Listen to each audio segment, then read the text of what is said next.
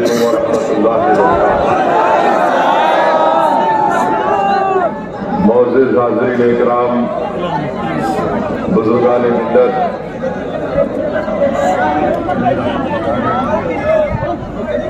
नशीन पर मंच पर तशरीफ फरमा मजलिस इत्तेहादुल मुस्लिमीन के सदर जनाब मोहतरम शौकत अली साहब और तमाम मेरे मजलिस के बावक़ार बाइज़्ज़त साथी,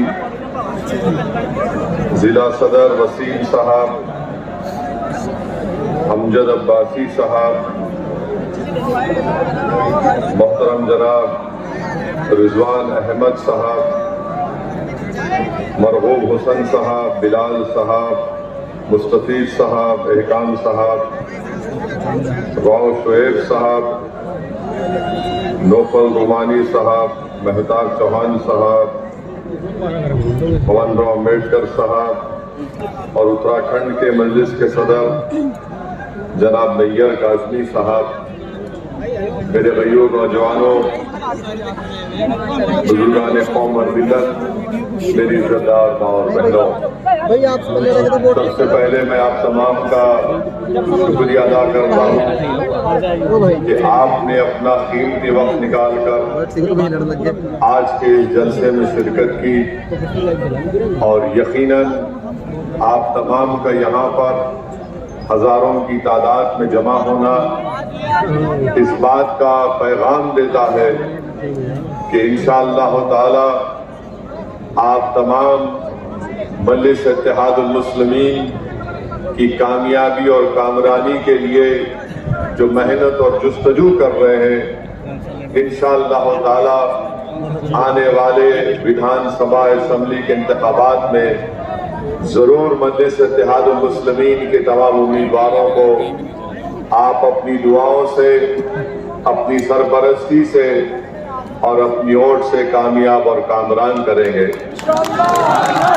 मेरे अजीज दोस्तों और बुजुर्गों, ये मेरी खुशकिस्मती है कि मैं दोबारा अल्लाह सुब्हानहू व तआला ने मुझे इस तारीखी सरजमीन पर आने का मौका दिया और अल्लाह ने मुझे ये एजाज बख्शा कि मैं एक ऐसी गयूर सरजमीन पर बसने वाले गयूर अवाम से कुछ अपनी दिल की बात उनके सामने रख सकूं।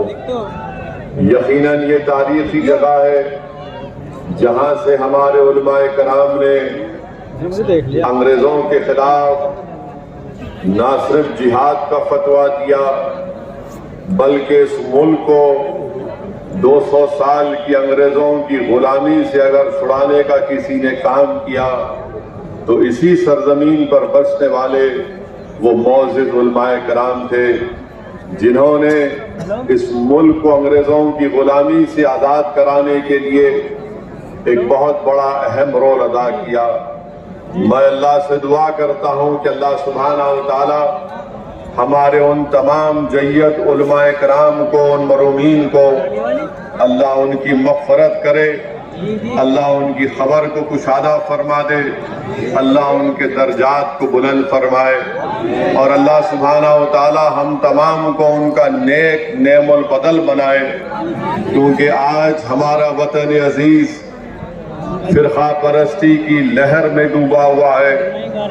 आज हमारा वतन अजीज नफरतों की फिजाओं में डूबा हुआ है। इसीलिए हमारे बुजुर्गों के कुर्बानियों को हमको सामने रखकर दोबारा हमको जद्दोजहद का आगाज करना है और जहां पर हमारे बुजुर्गों ने इस मुल्क को अंग्रेजों की गुलामी से आजाद करवाया, मैं आपसे अर्ज करने आया हूं कि आज मौजूदा दौर में हमको हमारे मुल्क में जो नफरतों की फिजाओं में इजाफा किया जा रहा है, जो भेदभाव किया जा रहा है, एक तरीके से हुकूमतें अक़लियतों को दबाने और कुचलने की बातें कर रही है। आज हमको दोबारा एक जद्दोजहद का आगाज करना पड़ेगा ताकि इस मुल्क को हम फिरका परस्ती के जहर से पाक कर सकें।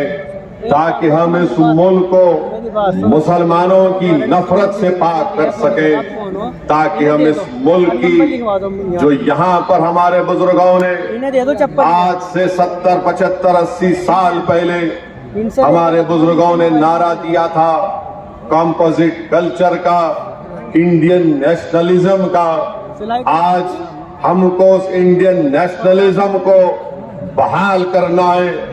आज हमको और आपको मिलकर अगर हम खराजी अकीदत पेश करना चाहते हैं रेशमी रुमाल के तहरीक के बानियों को, तो अल्लाह अगर उनकी रूहों को जबान देगा तो रेशमी रुमाल तहरीक चलाने वाले बुजुर्गों की रूहें हमको आज पुकार पुकार कर कह रही है कि हमने अपना सब कुछ कुर्बान कर दिया। हमने माल्टा की जेलों में मुश्किलात और मसाइब और मुश्किलात का तूफान का सामना किया। आज वो हमसे पुकार रही है कि जो ताकतें आज इस मुल्क को इंडियन नेशनलिज्म के बजाय हिंदू नेशनलिज्म में डुबोना चाहती है, हमको इंडियन नेशनलिज्म को कामयाब करना है, हमको कॉम्पोजिट कल्चर को बरकरार रखना है, क्योंकि यही हमारे बुजुर्गों ने पाकिस्तान की बनाने की मुखालिफत इंडियन नेशनलिज्म पर की थी, कॉम्पोजिट कल्चर पर की थी। मेरे अजीज दोस्तों और बुजुर्गों, मेरी आपसे एक ही गुजारिश है कि हमको इंडियन नेशनलिज्म को कामयाब करना है। नरेंद्र मोदी हिंदू नेशनलिज्म की बात करते हैं, हम इंडियन नेशनलिज्म की बात करते हैं। यहाँ पर मौजूद जो मोदी के चाहने वाले मीडिया के चमचे हैं वो जरूर हमसे सवाल करेंगे कि असदुद्दीन ओवैसी तुम ये बताओ कि मोदी ने कहा नेशनलिज्म की बात, तो मैं उन मीडिया के उन मोदी के भक्तों से कहना चाह रहा हूं कि आप नरेंद्र मोदी के राइटर्स का इंटरव्यू पढ़ लीजिए उठाकर, जहां पर नरेंद्र मोदी ने इस तरह की बात की थी। हम इंडियन नेशनलिज्म की बात कर रहे हैं, हम इस्लामिक या मुस्लिम नेशनलिज्म की ना कभी बात किए ना कभी करेंगे इंशाअल्लाह ताला।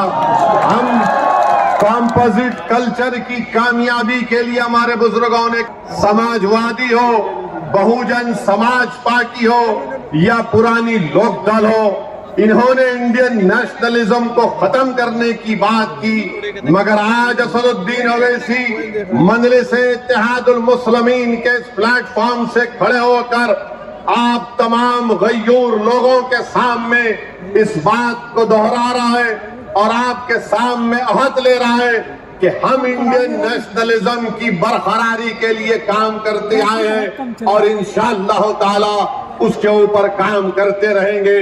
मेरी आपसे एक ही गुजारिश है कि आप मजलिस-ए-इत्तेहादुल मुस्लिमीन का साथ दीजिए।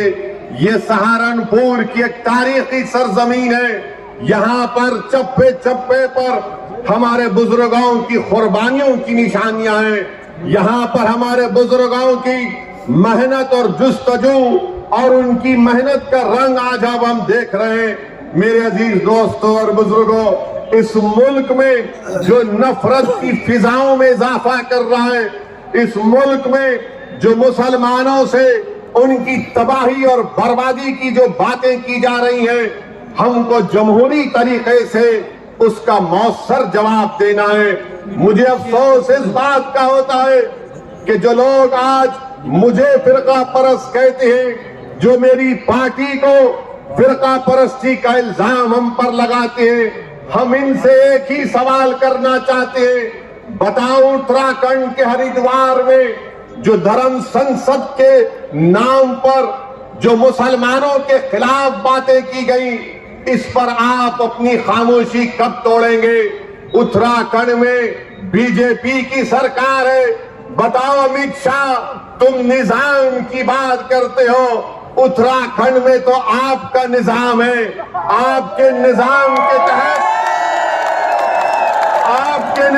के तहत वहां पर धर्म संसद होता है। पूरी बीजेपी की सरपरस्ती में उत्तराखंड हरिद्वार में धर्म संसद होता है। नरेंद्र मोदी के आशीर्वाद से, अमित शाह की ताईद से और योगी की पूरी भरपूर हिमायत से उत्तराखंड में धर्म संसद में इस बात का ऐलान किया जाता है कि जिस तरह म्यांमार में रोहिंग्या मुसलमानों को उनको मुल्क से निकाल दिया गया, उसी तरह भारत के मुसलमानों का हशर करने की बातें की जाती है। कहा जाता है कि 20 लाख मुसलमानों का कत्ल कर दिया जाए, मगर आपको जानकर हैरत नहीं होगी, आपको ताज्जुब भी नहीं होगा कि जब मुसलमानों को कत्लेआम की दावत दी जाती है, मुसलमानों को बर्बाद करने की बातें की जाती हैं, तो किसी एक को भी उत्तराखंड की हुकूमत ऐसी बुज़दिल और मुखन्निस हुकूमत है कि इन धर्म संसद में इस तरह की नफरत की बातें करने वालों के खिलाफ एक को भी गिरफ्तार नहीं किया जाता। और जो जहर उगल रहे थे वो उल्टा पुलिस के पास जाकर कुरान करीम अल्लाह के कलाम के ताल्लुक से एफआईआर दर्ज करते हैं और इंस्पेक्टर साहब के सामने हंसते हुए मुस्कुराते हुए बात कर रहे हैं। ये भारत है जिसको आपको समझना है, ये वो भारत नहीं है जिसको हमारे बुजुर्गों ने अंग्रेजों से आजाद करवाया था। ये जो मौजूदा भारत है ये वो भारत नहीं है जिसको सन 57 की जंग आजादी में हमारे बुजुर्गों ने अपने खून से सरजमीन को लाल किया था। अगर हमने इस मुल्क को आजाद किया, इसमें बढ़ चढ़ कर हिस्सा लिया, हमने काला पानी की सजा काटी, हमने सावरकर की तरह अंग्रेजों से अपनी जान की भीख नहीं मांगी, तो आज हमारे वतन में हमको धमकियां दी जाती है कि तुम्हारा कत्लेआम किया जाएगा, तुमको रोहिंग्या मुसलमानों की तरह तुम्हारा हाल कर दिया जाएगा। अरे कौन सी जमहूरियत की तुम बात कर रहे हो? कौन से संविधान की मोहब्बत में तुम काम कर रहे हो कि एक को भी गिरफ्तार नहीं करते, एक को भी गिरफ्तार नहीं करते? बताओ नरेंद्र मोदी, बताओ अमित शाह, बताओ उत्तराखंड की बीजेपी की सरकार, आज तुम्हारी नाक के नीचे खड़े होकर भारत की सबसे बड़ी अक़लियत मुसलमानों से इस तरह की धमकियां दी जा रही है और कोई हुकूमत कोई बात नहीं करती। सबसे पहले अगर उत्तराखंड में किसी ने इन जालिमों के खिलाफ अगर कंप्लेन दी तो उसका नाम नैयर काज़मी मजलिस इत्तेहादुल मुस्लिमीन के सदर थे। उन्होंने जाकर पुलिस स्टेशन में कंप्लेन दर्ज कराई। अब नैयर काज़मी मुझसे कह रहे थे कि उत्तराखंड में जगह जगह पर उसके खिलाफ एहतजाज हो रहा है, तो उत्तराखंड की बीजेपी की सरकार नैयर काज़मी के पास अपने लोगों को भिजा कर कहती है कि नैयर काज़मी, अगर तुम एहतजाज को बंद नहीं करोगे तो हम तुमको जेल में डाल देंगे। मैं उत्तराखंड की सरकार से कहना चाह रहा हूं, जेल में डालना है डाल दो, मगर याद रखो तुम हक की आवाज को दबा नहीं सकोगे। अगर आज नैयर काज़मी ने कंप्लेन दी तो भारत के संविधान को बचाने के लिए कंप्लेन दी। अगर आज मजलिस आवाज उठा रही है उत्तराखंड के धर्म संसद में जो जहर अफशानी की गई इसलिए कि भारत को बचाना है, ये भारत जो हमारा देश है, हमारा वतन अजीज है, इस भारत का कोई मजहब नहीं है। ये भारत ना हिंदुओं का है, ना मुसलमानों का है, ना ईसाइयों का है, ना सिखों का है। ये भारत किसी का भी नहीं है, ये भारत सबका है, चाहे वो खुदा को मानता हो या ना मानता हो। ये भारत की खूबसूरती है। बीजेपी इसको सिर्फ एक मजहब से जोड़कर ये बताना चाहती है कि ये मुल्क सिर्फ एक मजहब का है या एक आरएसएस की आइडियोलॉजी के मानने वालों का है। आरएसएस वालों, तुम क्या एक मिसाल पेश कर सकते हो कि मुल्क की जंग आजादी में तुम्हारे कौन से लोगों ने अंग्रेजों के खिलाफ आजादी में हिस्सा लिया? क्या तुम्हारे किसी एक लीडर का तुम नाम बता दो? अरे तुम तो अंग्रेजों से मिले हुए थे। तुम्हारे उस वक्त के सरसंघचालक ने कहा था, तुम्हारे उस वक्त के सरसंघचालक ने कहा था कि आजादी की लड़ाई में हिस्सा मत लो। नाम लो मैं उनका। मेरे अजीज दोस्तों और बुजुर्गों, आज आरएसएस भारत के मुसलमानों को देशभक्ति सिखा रही है। जब जरूरत थी अंग्रेजों के खिलाफ लड़ने की तो आप तो खामोश बैठे हुए थे। जब जरूरत थी जेल को जाने की तो आप अपने घर में बैठे हुए थे। अरे हमने हर मैदान में इस मुल्क को अंग्रेजों की गुलामी से आजाद करवाया। नरेंद्र मोदी की जबान से आप कभी नहीं सुनेंगे कि आरएसएस ने इस मुल्क की आजादी के लिए अपना खून या पसीना बहाया। नरेंद्र मोदी बात करेंगे औरंगजेब की, नरेंद्र मोदी बात करेंगे शिवाजी की। नरेंद्र मोदी कभी बात करो सन 57 की जंग आजादी में। बताओ ये लोग आज जो नफरत फैला रहे हैं इनका क्या रोल रहा? इनका कोई रोल नहीं रहा। बात करते हैं तो जिना की बात करते हैं। अरे इसी सरजमीन से हमने टू नेशन थियरी को रिजेक्ट किया, मुस्तरद किया। हमने इंडियन नेशनलिज्म और कॉम्पोजिट कल्चर की बात की थी। अगर आज हम यहां पर सहारनपुर में है, देवबंद में है, गंगों में है, तो वो जिना के पैगाम को ठुकराने की सबसे बड़ी जीती जाती मिसाल है। मगर इनको सिर्फ जीना याद आता है। समाजवादी को भी आजकल जिन्ना याद आ रहे हैं। अखिलेश को भी जिन्ना जबान पर चढ़ गया। बीजेपी के तो दिल दिमाग पे चढ़ता ही रहता है। मेरे अजीज दोस्तों और बुजुर्गों, एक और धर्म संसद हुआ छत्तीसगढ़ में।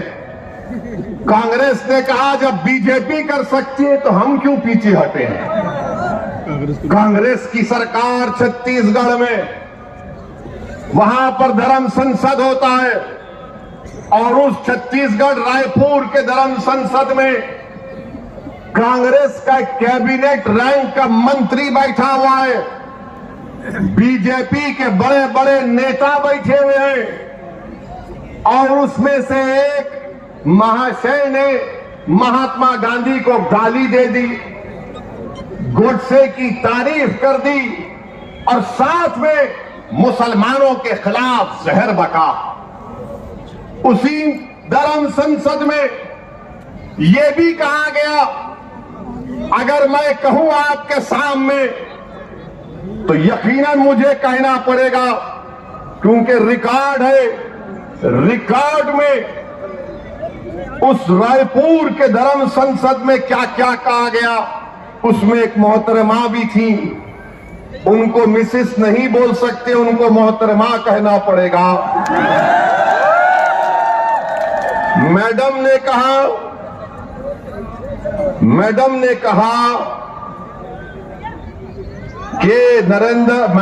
कहा कि धर्म संसद इसीलिए हम कर रहे हैं क्योंकि बच्चियां 18 साल की उम्र में दूसरी जात के लोगों के साथ भाग जाती है।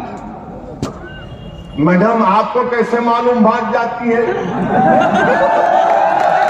और फिर मैडम ने कहा कि धर्म संसद इसलिए कर रहे हैं, हमारे दलित भाइयों से कह रहा हूं, हमारे पिछड़े समाज के हमारे हिंदू भाइयों से कह रहा हूं, वो कह रही है कि इस मुल्क में रिजर्वेशन को खत्म कर देना चाहिए। ये मैडम ने कहा। एक ने कहा अगर इंसानियत को बचाना है, ये रामदास इनका नाम है, रामदास ने कहा कि अगर इंसानियत को बचाना है तो मुसलमानों को खत्म कर दो। अगर वो बात असदुद्दीन ओवैसी आज उसका 5% भी कहता तो जितने मंच पर लोग बैठे हुए 2 घंटे में पूरे थानेदार हमको लेके चले जाते, अपना दामाद बना लेते जेल में। रामदास कह रहे कि इंसानियत को बचाना है तो मुसलमानों को खत्म कर दो। और एक मोहतरम कह रहे हैं कि अब हमको हिंदू राष्ट्र बनाना है। ये कांग्रेस की सरकार है, कांग्रेस बीजेपी दोनों बैठे हुए, मगर केस किस पर बुक हुआ?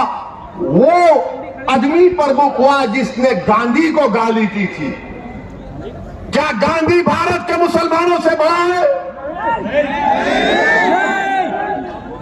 मेरा मानना यह है कि गांधी भी बराबर है, भारत का हर नागरिक बराबर है। अगर गांधी को गाली दी गई और मुसलमान को गाली दी गई तो दोनों पर केस बुक होना चाहिए। मगर अब कल शाम से देखेंगे हमारे मीडिया के दोस्त जिनके चहीते हम सुसरे हैं, इनके पप्पा मोदी हैं, वो चलाएंगे ओवैसी ने गांधी को बोल दिया। हम ये पूछ रहे हैं कि गांधी को गाली देने पर मुकदमा अगर हो सकता है तो मुसलमान को खत्म करने का मुकदमा क्यों नहीं होगा? तुमको अगर गांधी से मोहब्बत है तो भारत के मुसलमानों से ही मोहब्बत रखो, क्योंकि गांधी ने भूख हड़ताल की थी पार्टीशन के वक्त, जब मुसलमानों को काटा जा रहा था फसादात में। एक दिन नहीं, 2 दिन नहीं, गांधी ने कई दिन भूख हड़ताल की और इस शर्त पर अपनी भूख हड़ताल को गांधी ने खत्म किया था कि मुसलमानों की जान और माल की हिफाजत करनी चाहिए। कुतुबुद्दीन बख्तियार काकी के आस्थाने को जला दिया गया था, गांधी ने कहा कि उसको बनाना पड़ेगा तब मैं भूख हड़ताल खत्म करूंगा। अरे गांधी से मोहब्बत है तो मुसलमानों से नफरत क्यों है? तुमको बताओ। मेरे अजीज दोस्तों और बुजुर्गों, ये बात को आपके सामने इसलिए बयान कर रहा हूं ताकि ये जो रात अंधेरी है, मैं पिछले 5 साल से कह रहा हूं, मेरी तकारीर उठाकर देख लो कि अंधेरी रात लंबी रहने वाली है। ये अंधेरी रात लंबी रहने वाली है, याद रखो मेरी इस बात को। हाँ, इस अंधेरी रात में सेकुलर जहन रखने वाले हमारे हिंदू भाई आज भी हैं, जो अंधेरी रात में जुगनू की तरह चमक कर कुछ उम्मीद की शमा जलाए बैठे हैं। मगर याद रखो, ये अंधेरी रात है जो नफरत फैला रहे हैं, ये भारत के दुश्मन है जो मुसलमानों को खत्म करने की बात कर रहे हैं। ये भारत के दुश्मन है, ये भारत के संविधान के दुश्मन है, ये अंबेडकर के दुश्मन है, ये गांधी के दुश्मन है, ये मौलाना अबुल कलाम आजाद के दुश्मन है, ये मुजाहिदीन आजादी के दुश्मन है। मेरे अजीज दोस्तों और बुजुर्गों, अभी जनाब शौकत अली साहब ने जिक्र किया अपनी तकरीर में कि किसी ने कहा कि असदुद्दीन ओवैसी की गर्दन को काट देंगे। मेरी गर्दन की फिक्र मत करो, मेरी गर्दन की फिक्र मत करो। मैंने तो अशहदु अल्ला इलाहा इल्लल्लाह व अशहदु अन्ना मुहम्मद रसूलुल्लाह कहकर अपनी जान को अपने रब के हवाले कर चुका हूं। जन्नत के इवज में इंशाअल्लाह ताला अपनी जान को अपने रब के हवाले कर चुका हूं। वो मुझे खून के लुथड़े से बनाया है, जब वक्त आएगा चले जाएंगे। कोई नहीं टिकेगा इस दुनिया में, कोई नहीं टिकेगा। बड़े बड़े वजीर आजम आए, सबको जाना पड़ा, कितने प्रधानमंत्री आए, सबको जाना पड़ा, मैं भी जाऊंगा। तुम अपनी फिक्र करो, तुम अपनी फिक्र करो कि मेरी गर्दन काटेंगे। गर्दन काटने से क्या हक की आवाज दब जाएगी? क्या गर्दन काटने से सच्चाई छुप जाएगी? क्या गर्दन काटने से जालिम के खिलाफ आप लोग नहीं लड़ेंगे? क्या गर्दन काटने से आप मजलूमों का साथ नहीं देंगे? क्या गर्दन कट जाने से आप इन जालिमों के खिलाफ एक शीशा पिलाई दीवार नहीं बनेंगे? आपको बनना है। और मैं इन लोगों से कह रहा हूं कि ये जान से मारने की धमकी मुझे मत दो। मैं जब 12 साल की उम्र का था, जब से अपने घर के सामने ये संघ परिवार के लोग हमारे घर के पास आकर नारे लगाते थे मेरे छोटे भाई अकबर भी इसको जानते हैं।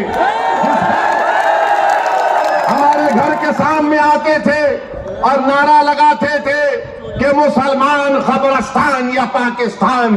15-20 लोग आते थे, हमारे एक ताया थे, वो जब भागते थे तो पूरी अपनी चप्पलें छोड़कर भाग जाते थे। मेरी गर्दन की अहमियत मत करो, भारत की फिक्र करो। भारत असदुद्दीन अवैसी से बड़ा है। भारत का कंपोजिट कल्चर हमारा कीमती खजाना है, इसकी हिफाजत करो।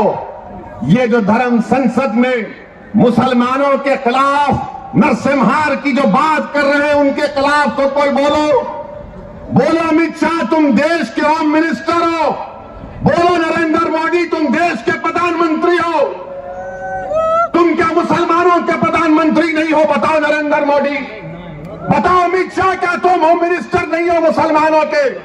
बताओ कांग्रेसियों, क्या तुम मुसलमानों की हिफाजत का जिम्मा नहीं लिए संविधान के तहत?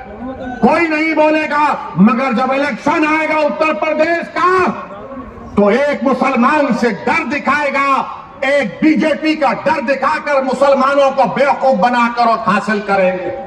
मेरे अजीज दोस्तों और बुजुर्गों, मेरी आपसे गुजारिश है कि आज मजलिस हिस्सेदारी की बात कर रही है। मजलिस उत्तर प्रदेश की सियासत में 19% मुसलमानों की हिस्सेदारी की बात कर रही है। अगर मैं हिस्सेदारी की बात कर रहा हूं तो Samajwadi party, BSP, Congress, BJP, RLD सबके पेट में दर्द शुरू हो जाता है। क्यों दर्द शुरू होता है?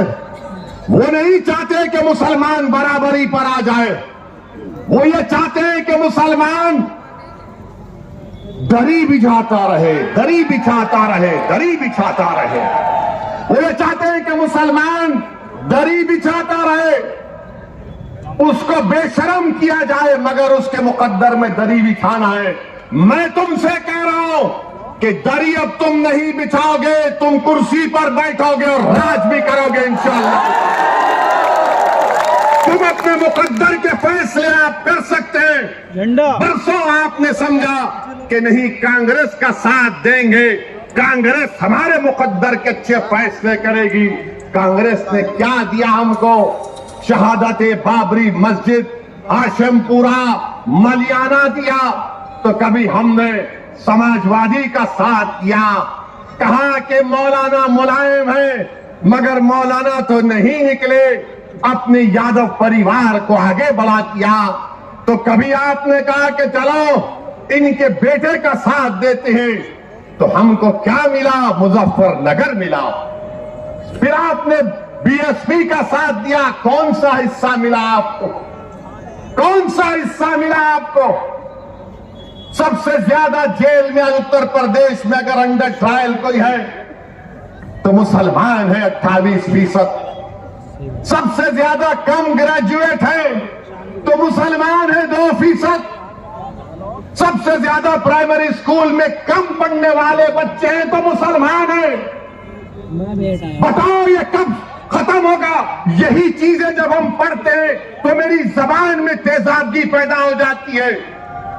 मेरे अजीज दोस्तों और बुजुर्गों, याद रखो मेरी इस बात को, कामयाबी लिखना ये अल्लाह का काम है, तुम्हारे हाथ में नहीं। अल्लाह अगर कामयाब करना चाहा तो अल्लाह आपके दिलों में मोहब्बत को डालेगा।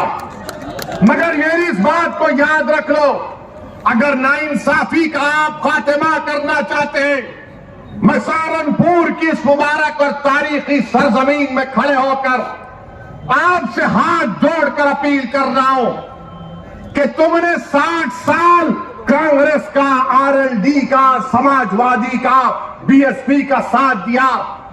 एक मर्तबा अपनी क़यादत को बनाओ, अपनी पार्टी को मजबूत करो, अपनी नेता को बनाओ जो तुम्हारे इशारे पर उठेगा, जिसकी दिलों में तुम्हारी मोहब्बत होगी, जिसकी जबान पर सपा, बीएसपी, कांग्रेस का डर नहीं होगा, उसकी जबान पर तुम्हारे इंसाफ के मुतालबे रहेंगे।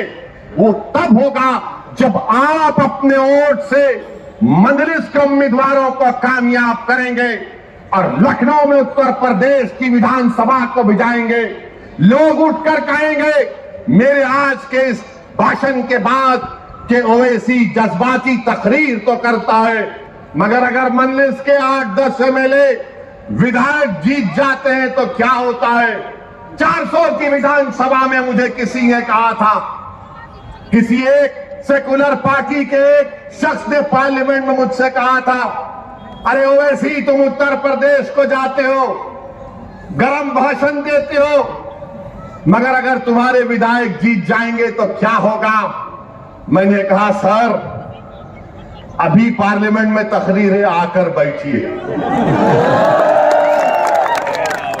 उस वक्त हमने कहा आइए बैठिए। बोले क्या बोलोगे। मैंने 4-5 मिनट हम बोलते हैं, बैठकर देखिए मजा आएगा। हमारा अल्लाह ने हमको बोलने की सलाहियत दी और फिर उसके बाद हम जब बाहर निकले हमने कहा बताओ कैसा लगा। तो कहा अगर तुम्हारी तरह बोलने वाले उत्तर प्रदेश की विधानसभा में पहुंच जाएंगे तो उत्तर प्रदेश में मुसलमानों की सफों में इनकलाब बर्पा हो जाएगा और इनकलाब बर्पा होगा इंशाअल्लाह ताला। इंशाअल्लाह ताला इनकलाब बर्पा होगा, क्योंकि अब तक हमने अपनी जबानों को दबा कर रखा।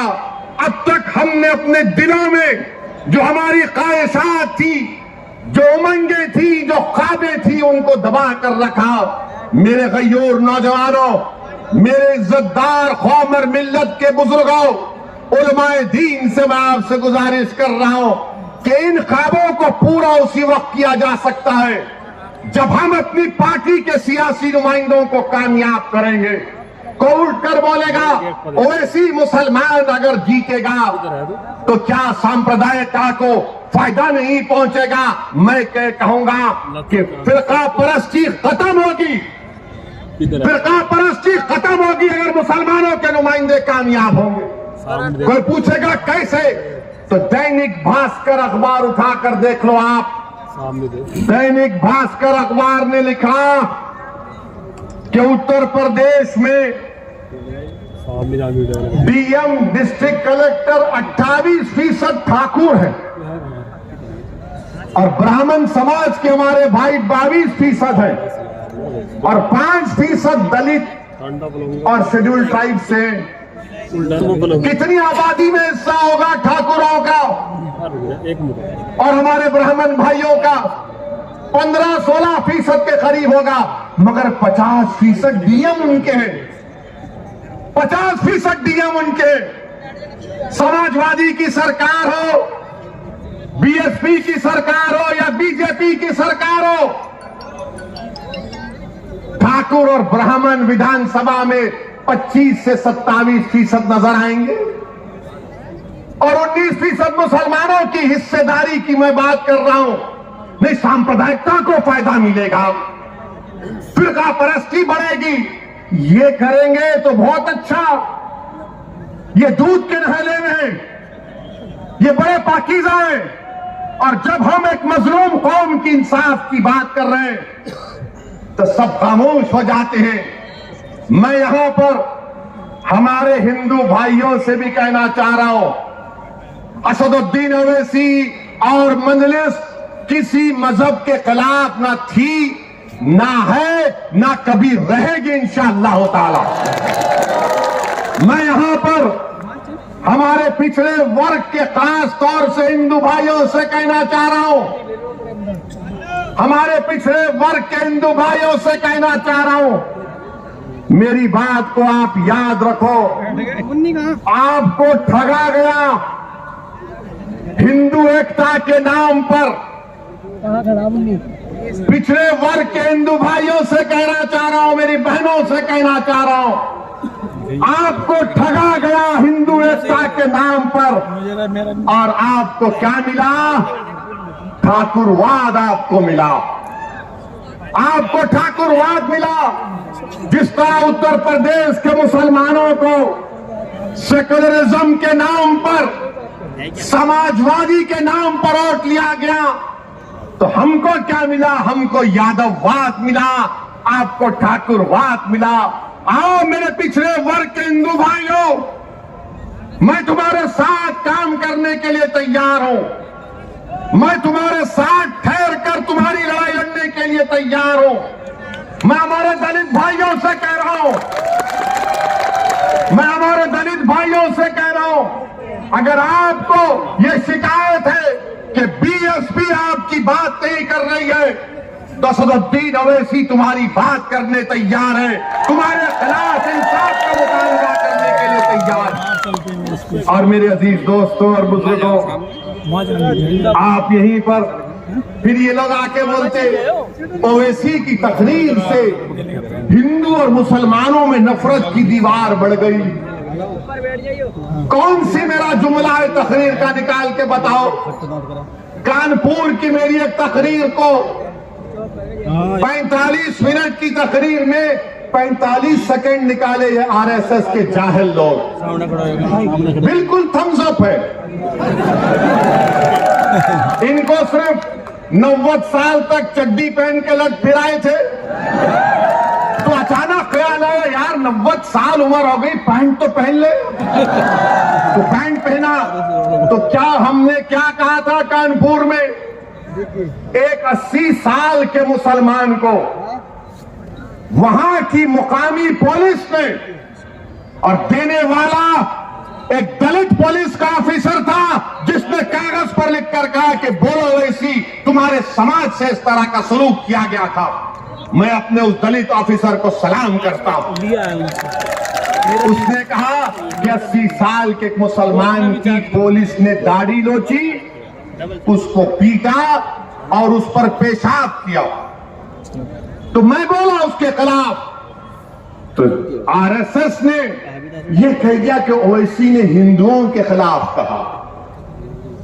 मगर जब हमने पूरा 2 मिनट का वीडियो डाला, तो पूरे अपने बगलों में अपने चप्पल को रखकर भागना शुरू कर दिया। और अभी हम सुने कि बड़ा विकास उत्तर प्रदेश में हुआ। बाबा थकते नहीं है, मोदी थकते नहीं है, अमित शाह थकते नहीं है। हम बाबा से, योगी से, मोदी से पूछना चाहते हैं, 29 दिसंबर को सहारनपुर में आंख के कैटरैक्ट का ऑपरेशन हुआ था, जिसमें से 27 लोगों की बीनाई चले गई। बताओ योगी आदित्यनाथ, ये आपकी सरकार में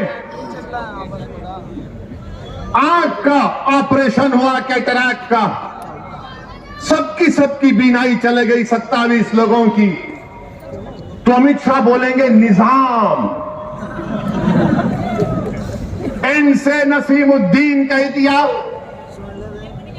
आई से इमरान कह दिया, जेडे से आजम खान कह दिया, और एम से बहरहाल कुछ कहा, हाँ उनका नाम कह दिया। अब ये अमित शाह को बड़ी मोहब्बत हो गई उर्दू से, उर्दू से बड़ी मोहब्बत हो गई अमित शाह आपको। आपका निजाम, अरे हम तो ये तय करे हैं कि उत्तर प्रदेश के हाकिम वक्त को बदलेंगे इंशाअल्लाह ताला। उत्तर प्रदेश के हाकिम वक्त को बदलेंगे। और नरेंद्र मोदी, हम आपसे कह रहे हैं कि नरेंद्र मोदी के 3 यार हैं। नरेंद्र मोदी के 3 यार हैं। हमारे साथ बोलिए, एक ड्रामा, दूसरा फसाद, तीसरा अत्याचार। नरेंद्र मोदी के 3 यार, ड्रामा, फसाद, अत्याचार। अब अमित शाह का जवाब देना है, हम किसी का कर्जा बाकी नहीं रखते। आप नसीमुद्दीन का नाम लिए, कांग्रेस पार्टी तो नहीं बोलेगी। बोलेंगे नसीम का नाम लेंगे तो हमारे वोट नहीं मिलेंगे। कांग्रेस इमरान का नाम नहीं लेगी, बोलेंगे हमारा क्या होगा। समाजवादी आजम का नाम नहीं लेगी, मगर हम योगी और अमित शाह से कहना चाह रहे, उत्तर प्रदेश में अगर योगी राज है, योगी राज है ना, तो राज अंग्रेजी में आता है RAJ, होता है ना RAJ। तो R से क्या आता है? रमजान। रिश्वत। A से क्या आता है? अपराध या फिर आतंक। और J से क्या आता है? जातिवाद। अमित शाह आपका कर्जा अदा हो गया। योगी राज में R से रिश्वत, A से अपराध, J से जातिवाद। अब बताओ, अब आप दूसरा बोलो, फिर इसका जवाब मिलेगा। समाजवादी के अखिलेश नहीं बोलेंगे, अखिलेश बोलेंगे हमने रोड बनाए। कुछ हुआ तो अखिलेश बोलेंगे मैं तो उसका उद्घाटन कर चुका था। कोई जवाब नहीं देंगे भैया। यकीनन अखिलेश ने उद्घाटन किया, तुमने मुजफ्फरनगर का किया और योगी की सरकार ने एनकाउंटर पर उसका खात्मा किया। तुमने किया था ये सब। तुमने जो कुछ शुरू किया उसको बीजेपी ने मुकम्मल किया। आज मेरे अजीज दोस्तों और बुजुर्गों, यही बात हम आपसे कहने आए हैं कि आज ये बेहद विधानसभा में पीने के पानी की किल्लत है, बहुत पानी की पीने की किल्लत है। सहारनपुर कमिश्नरेट है, बस डिपो नहीं है, नालियों की सफाई नहीं होती, बरसात में पानी आ जाता है, मगर बाबा विकास की बात करते हैं। बाबा विकास की बात करते हैं। मेरे अजीज दोस्तों और बुजुर्गों, हम आपसे यही अपील करने आए हैं कि आने वाले विधानसभा और असेंबली के इंतखाबात में मजलिस का साथ दीजिए।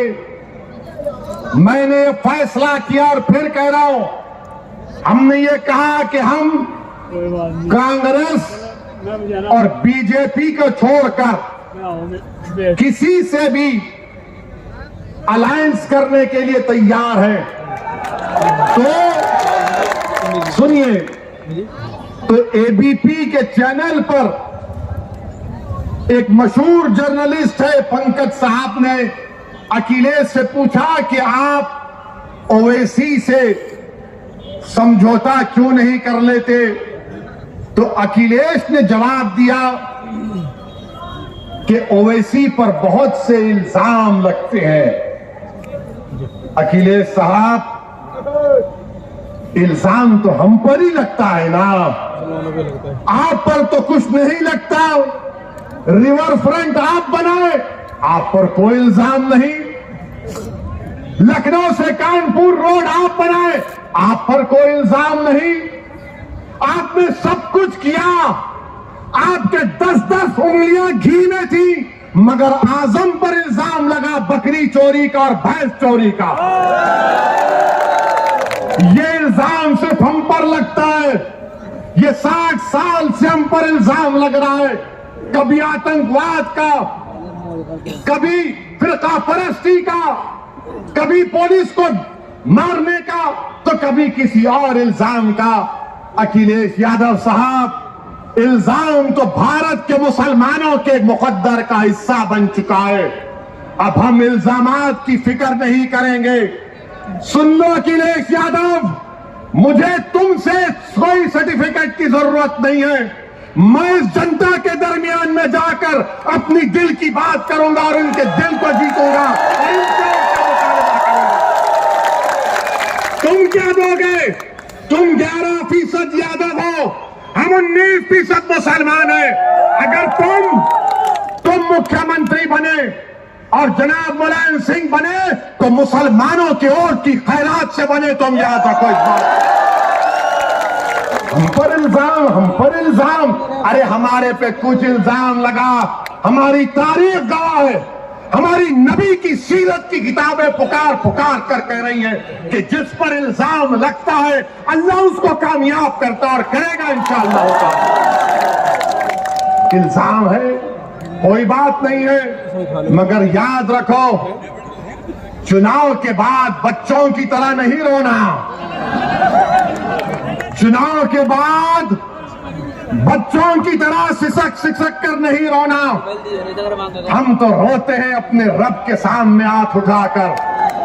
हम इन जालिमों के सामने अपनी बेबसी का इजहार नहीं करते, हम रब्बे कायनात के सामने अपनी बेबसी का इजहार करते हैं, क्योंकि वो गफूर रहीम है, वो सत्तार है, वो गफ्फार है, वो लतीफ है, और अल्लाह हमको कामयाब और कामरान करेगा। मेरे बस में इतना है, शौकत के बस में इतना है, महताब और हमारे अंबेडकर साहब की ताकत में बस इतना है कि हम आपके पास जाकर अपनी बात को पूरी अखलास के साथ रख रहे हैं। दिलों में मोहब्बत डालने वाले का काम तो अल्लाह का है, दिलों को मोड़ने का काम तो अल्लाह का है। मैं तो बार बार कह रहा हूं कि अपने दिल पर हाथ रखकर मैंने आज आधे घंटे 40 मिनट में जो कुछ कहा, सोचो आप अपने घर को जाओ, रात के अंधेरे में अगर तुम उठते हो तो सोचो इस बात को, कब तक हम सिस्कियां लेकर, कब तक हम इस गैर यकीनी कैफियत में अपनी जिंदगी को गुजारेंगे। भारत की जमहूरियत, अंबेडकर का बना हुआ संविधान हमको इस बात की इजाजत देता है कि हम सियासत में अपने नेता को अपनी हिस्सेदारी की बात करें, हिस्सेदारी के हिस्सा लें और अपनी क़यादत को, सियासी लीडरशिप को बनाएं। इससे भारत मजबूत होगा, इससे भारत का संविधान मजबूत होगा। यही चंद गुजारिशात मैं आज तक कहने के लिए आया हूं। आपसे सिर्फ गुजारिश करूंगा कि अगर आप हमारा साथ दें, अल्लाह आपको सलामत रखे। अगर आप नहीं देना चाहते तो अल्लाह तब भी आपको सलामत रखे। मगर मेरी इस बात को याद रखो, मेरी इस बात को याद रखो कि कई 60 साल के बाद कोई एक और दीवाना आकर मेरी ही जबान में इन आने वाले बच्चों से ना कह दे जो कल बूढ़े हो जाएंगे कि तुमको तुम्हारा हिस्सा नहीं मिला। हिस्सा उसी वक्त मिलेगा जब आप उठ खड़े होंगे, सियासी क़यादत बनाएंगे, अपने वोट से अपनी पार्टी को कामयाब करेंगे। जिस तरह ठाकुरों ने योगी को मान लिया, जिस तरह पिछड़ा वर्ग ने मोदी को अपना लिया, जिस तरह दलितों ने आज बहन जी और चंद्रशेखर आजाद को अपना नेता मानते हैं।